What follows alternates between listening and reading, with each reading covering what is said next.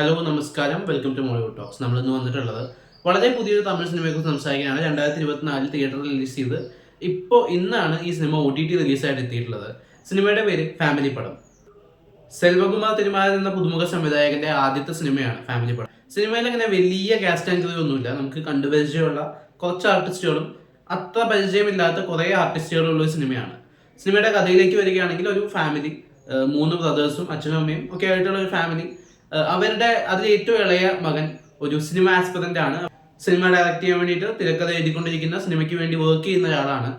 അയാൾ സിനിമ എടുക്കാനുള്ള കുറേ ശ്രമങ്ങളും കാര്യങ്ങളും ഒക്കെ ഒരു സൈഡിൽ കൂടെ പോകുന്നു.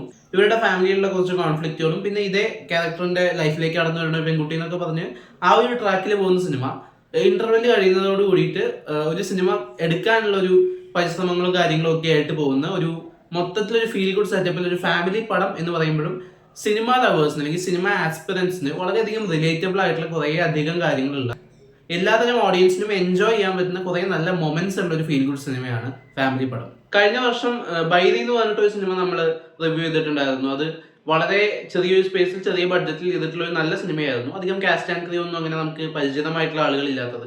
അതുപോലെ ഈ വർഷം റിവ്യൂ ചെയ്യുന്ന ഒരു സിനിമയാണ്. ഇതിലേക്ക് അങ്ങനെ ആളുകളെ കണ്ട് നമുക്ക് ഈ സിനിമ കാണാൻ തോന്നിക്കുന്ന ലെവലിലേക്ക് കാസ്റ്റിംഗ് ഒന്നും പോയിട്ടില്ല. പക്ഷെ ഈ സിനിമ നിങ്ങൾ കണ്ടു കഴിഞ്ഞ സിനിമ നിങ്ങൾക്ക് ഇഷ്ടപ്പെടാൻ സാധ്യത വളരെയധികം കൂടുതലാണ്.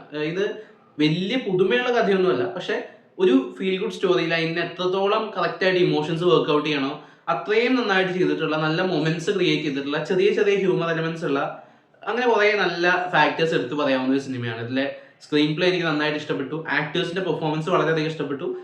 നായകനും നായകന്റെ ബ്രദേഴ്സായിട്ട് വന്നിട്ടുള്ള ആളുകൾ, നായിക കുറച്ച് നേരം ഉള്ളെങ്കിലും ഭയങ്കര രസമായിട്ടുണ്ടായിരുന്നു. സ്ക്രീനിൽ നല്ല സ്ക്രീൻ പ്രസൻസ് ഉള്ള ഒരു ആക്ട്രസ് ആണ്.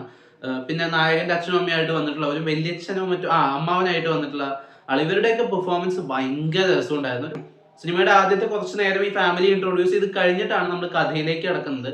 അപ്പൊ അത് എത്തുന്നവർ ചിലപ്പോൾ കുറച്ച് ലാഗും കാര്യങ്ങളൊക്കെ ഫീൽ ചെയ്തേക്കാം. പക്ഷെ വൺസ് ദ സ്റ്റോറി അതിന്റെ ഒരു സ്പീഡിലേക്ക്, അതിന്റെ ഒരു പേസിലേക്ക് കയറി കഴിഞ്ഞാൽ പിന്നെ ഭയങ്കര രസമാണ് കണ്ടുകൊണ്ടിരിക്കാൻ. ഒരു സിനിമ എടുക്കാൻ പോകുമ്പോൾ ഉണ്ടാവുന്ന കഷ്ടപ്പാടുകളും അതിന്റെ പിന്നാലെ വരുന്ന കുറെ ഒത്തുതീർപ്പുകളും കാര്യങ്ങളും ഒക്കെ ഉണ്ട്. അതൊക്കെ ഈ സിനിമയുടെ ഭാഗമായിട്ട് വരുന്നുണ്ട്. പലരും സിനിമ എടുക്കുമ്പോഴൊക്കെ ശ്രദ്ധിക്കേണ്ട ചില കാര്യങ്ങളൊക്കെ ഈ സിനിമയിൽ പറയുന്നുണ്ട്. പേഴ്സണലി അതൊക്കെ നന്നായി. പിന്നെ നെഗറ്റീവായിട്ട് എന്തെങ്കിലും തോന്നിയെന്ന് ചോദിച്ചു കഴിഞ്ഞാൽ ഈ ആദ്യ പകുതിയിലുള്ള ഒരു ഇഴച്ചിലാണ്. അതല്ലാത്ത ടെക്നിക്കൽ സൈഡൊക്കെ ഒരു മാക്സിമം ഉള്ള ബഡ്ജറ്റിൽ ഓക്കെ ആയിട്ട് ചെയ്തിട്ടുണ്ട്. ബാക്കി വേറെ ഭീകരമായിട്ടുള്ള ടെക്നിക്കൽ സംഭവങ്ങളൊന്നും വരുന്നില്ല. പിന്നെ സോങ്സ് ഓക്കെ ആയിരുന്നു. സോങ്സ് അങ്ങനെ ഗംഭീരമൊന്നും തോന്നിയില്ല.